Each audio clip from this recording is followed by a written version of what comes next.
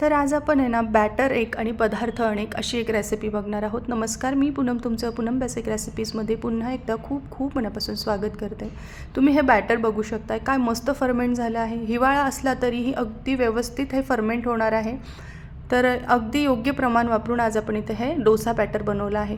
या डोसा बॅटरपासून तुम्ही डोसे तर बनवूच शकतात, पण उत्तप्पा त्याचबरोबर अप्पे किंवा इडलीसुद्धा बनवू शकतात. अतिशय चविष्ट आपले यापासून पदार्थ तयार होतात.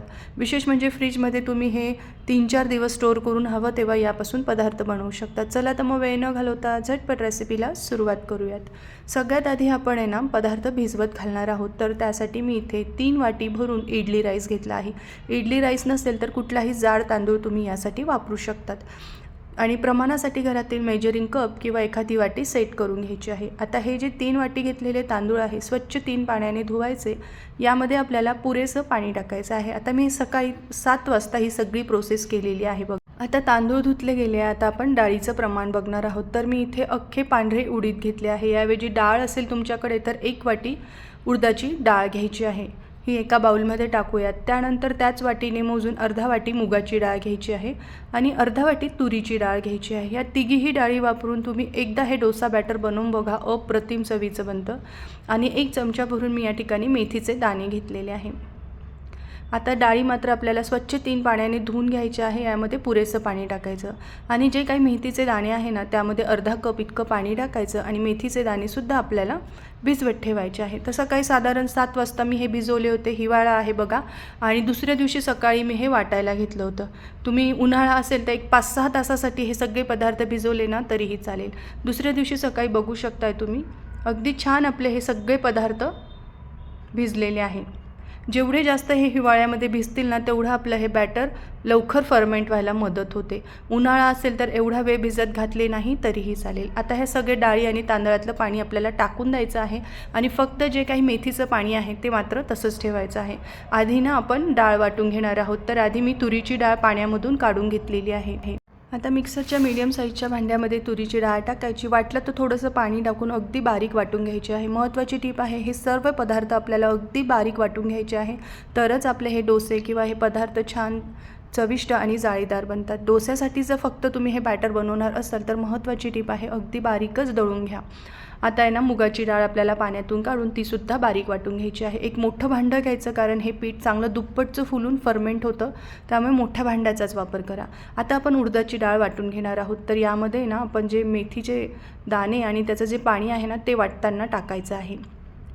तर मेथीच्या दाण्यांचं पाणी आपल्याला टाकून द्यायचं नाही आहे, त्यामुळे आपलं हे पीठ फर्मेंट व्हायला मदत होते. तर आता सगळी डाळ मी टाकली आहे आणि मेथीचे राहिलेले दाणे आणि पाणी टाकून घेतलं आहे आणि अगदी बारीक मी या ठिकाणी उडदाची डाळ किंवा हे अख्खे उडीद दळून घेतलेले आहे. त्याआधी तुम्ही माझ्या चॅनलला अजून सबस्क्राईब केलं नसेल तर प्लीज नक्की सबस्क्राईब करा आणि बेल आयकॉनवर क्लिक करा. सबस्क्राईब करणं पूर्णपणे फ्री आहे, निःशुल्क आहे, तर नक्की माझ्या चॅनलला सबस्क्राईब करा. याच पद्धतीने आता आपल्याला राहिलेले तांदूळसुद्धा अगदी मिक्सरवर बारीक दळून घ्यायचे आहे आणि हाताने मात्र आता आपल्याला हे सगळे पदार्थ व्यवस्थित मिक्स करायचे आहे. याने काय होतं की आपल्या हाताच्या उष्णतेने ना हे पीठ व्यवस्थित फर्मेंट व्हायला मदत होते. आता आपण यावर झाकण ठेवूयात आणि दुसऱ्या दिवशी सकाळी आपण यापासून डोसे बनवणार आहोत किंवा जे आवडेल ते पदार्थ तुम्ही यापासून बनवू शकतात. आधी आपण डोसा बनवूयात. दुसऱ्या दिवशी सकाळी तुम्ही बघू शकताय काय मस्त पीठ फर्मेंट झालेलं आहे. हिवाळा आहे, मी यावर कुठलंही ब्लँकेट वगैरे टाकलं नाही तरीसुद्धा अगदी परफेक्टच आपलं या ठिकाणी हे पीठ फर्मेंट झालं आहे. खरं तर 5 तासानंतरच हे पीठ फर्मेंट व्हायला सुरुवात झाली होती. आता बघा आपण इथे मिठाचं पाणी तयार करणार आहोत. 1 चमचा मीठ आणि अर्धा वाटी पाणी टाकून आपल्याला मिठाचं पाणी तयार करून ठेवायचं आहे. पुढची स्टेप म्हणजे आता आपण पेपर डोसा बनवणार आहोत. त्यासाठी हवं तितकं बॅटर एका दुसऱ्या बाउलमध्ये काढायचं. यामध्ये चवीनुसार मीठ आणि 1 छोटी पळी भरून आपल्याला तेल यामध्ये घालायचं आहे आणि आवश्यकतेनुसार थोडंसं पाणी टाकायचं आणि एकदम सरसरीत असं मस्त आपल्याला हे भिजवून घ्यायचं आहे. खूप घट्टही नाही, खूप पातळही हे मिश्रण करायचं नाही. हे बघा या पद्धतीने आपलं डोस्याचं बॅटर झालं पाहिजे. खरं तर हे डोस्याचं बॅटर आहे, यापासून तुम्ही कुठलाही पदार्थ बनवू शकतात. तवा आधी चांगला कडकडीत गरम करून घ्यायचा आहे. त्यावर मिठाचं पाणी टाकायचं आणि कॉटनच्या रुमालाने ते पाणी पुसून घ्यायचं आहे आणि आता बघा एकाच दिशेने फिरवत आपल्याला हा डोसा पसरवून घ्यायचा आहे. आणि आता गॅसची फ्लेम मीडियम टू हाय करायची आणि सगळ्या बाजूने छान गोल्डन रंग येईपर्यंत आपल्याला हा डोसा शेकून घ्यायचा आहे. थोडंसं तेल टाकायचं बाजूने, म्हणजे चविष्ट लागतो. बटर असेल तर तुम्ही बटरसुद्धा यावर लावू शकतात, त्याने तर डोस्याची चव अजूनच छान लागते. तर पहिला मस्त कुरकुरीत असा आपला पेपर डोसा रेडी झाला आहे. अजून याच पद्धतीने करून घेऊया. प्रत्येक वेळेला डोसा लावण्याच्या आधी मात्र तव्यावर मिठाचं पाणी टाकायचं आणि ते पाणी पुसून घ्यायचं रुमालाने आणि मग डोसा लावायला घ्यायचा. म्हणजे डोसा अगदी पातळ आणि छान व्यवस्थित स्प्रेड होतो, तो तव्याला चिटकत नाही. अशा पद्धतीने छान आपण इथे डोसे तयार केले आहे. आता आपण आहे ना भाजी तयार करूयात. तर त्यासाठी मी पॅनमध्ये 2 चमचे तेल घेतलं आहे. अर्धा चमचा मोहरी टाकायची, त्यानंतर हिंग घालायचं आहे, पाव चमचा साधारण. 2 हिरव्या मिरच्या बारीक कट करून टाकल्या आहे. 1 इंच आलं होतं जे किसणीवर बारीक किसून मी यामध्ये टाकलं. आलं अवश्य टाका, याने ना या भाजीला चव खूप छान येते. छान आपल्याला याला परतवून घ्यायचा आहे. हलकासा रंग बदलला की एक मीडियम आकाराचा लांबट चिरलेला कांदा टाकायचा. थोडी कढीपत्त्याची पानं टाकून घ्यायची आहे. कांद्याचा चांगला गोल्डन रंग आला की पाव चमचा हळद घालायची आणि साधारण 3 मोठ्या आकाराचे बटाटे होते जे मी उकडून असे मॅश करून घेतले आहे. यामध्ये चवीनुसार मीठ टाकायचं आणि थोडंसं अर्धा कप इतकं पाणी टाकायचं आहे. याने काय होतं की भाजी छान मऊसूत तयार होते आणि डोस्यावर व्यवस्थित स्प्रेडसुद्धा होते. तर वरती आता आपण एक झाकण ठेवूयात आणि 2-3 मिनटाची वाफ काढून घ्यायची आहे. तर या ठिकाणी आपली ही भाजी रेडी झाली आहे. 3-4 मिनटं याला चांगली वाफ दिल्यानंतर कोथिंबीर टाकून ही सर्व करायची आहे. त्यानंतर आपण झटपट चटणी करूयात. तर मिक्सरच्या छोट्या भांड्यामध्ये आपल्याला छोटी वाटी भरून शेंगदाणे, एक छोटी वाटी भरून आपल्याला पंढरपुरी डाळ्या, 1 इंच आल्याचा तुकडा आणि 3 हिरव्या मिरच्या घेतल्या आहे. हिरवी मिरची तुमच्या आवडीनुसार तुम्ही कमी जास्त करू शकतात. त्यानंतर 1 चमचा आपल्याला यामध्ये साखर टाकायची आहे आणि थोडीशी स्वच्छ धुतलेली कोथिंबीर, चवीनुसार मीठ टाकायचं आहे. थोडंसं पाणी टाकून आपल्याला याचं अगदी बारीक असं वाटण तयार करून घ्यायचं आहे. तुमच्याकडे खोबरं असेल, ओलं खोबरं, तर ते सुद्धा तुम्ही यामध्ये ॲड केलं ना तरीही चालेल. आता ही चटणी आपण बाउलमध्ये काढूया. तर ही चटणी थोडी पातळ असते, त्यामुळे मी यामध्ये थोडंसं पाणीसुद्धा ॲड केलं आहे. मिक्सरच्या भांड्यामध्ये पाणी टाकून ते ॲड केलं आहे. तुम्ही या स्टेजला ही अशीही खाऊ शकतात, पण आपण एक तडका दिलेला आहे. तर तडका पॅनमध्ये 1 चमचा तेल, अर्धा चमचा मोहरी आणि थोडी कढीपत्त्याची पाने टाकून हा चुरचुरीत असा तडका आपल्याला चटणीवर टाकून घ्यायचा आहे. तर आपली चटणीसुद्धा रेडी झाली आहे. आता याच बॅटरचा वापर करून आपण आप्पे बनवणार आहोत.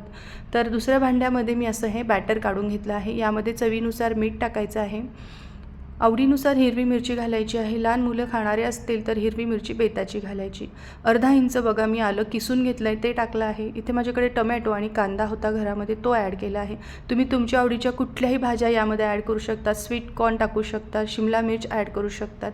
चांगलं हे मिश्रण आपल्याला फेटून घ्यायचं आहे. थोडंसं तेल टाकायचं, म्हणजे काय होतं की हे आप्पे छान फुलून येतात आणि चविष्ट तयार होतात.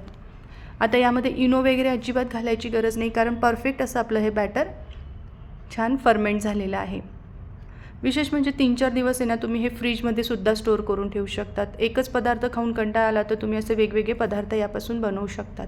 आता आप्पे पात्रामध्ये 1-1, 2-2 थेंब मी तेल टाकून घेतलं आहे आणि तयार केलेलं बॅटर टाकायचं, झाकण ठेवायचं आणि मंद आचेवर आपल्याला 3-4 मिनिटासाठी एका साईडने हे आप्पे चांगले शेकून घ्यायचे. तुम्ही बघू शकता मस्त फुललेले आहे आप्पे. आपण कुठलाही इनो, सोडा यामध्ये वापरलेला नाही आहे.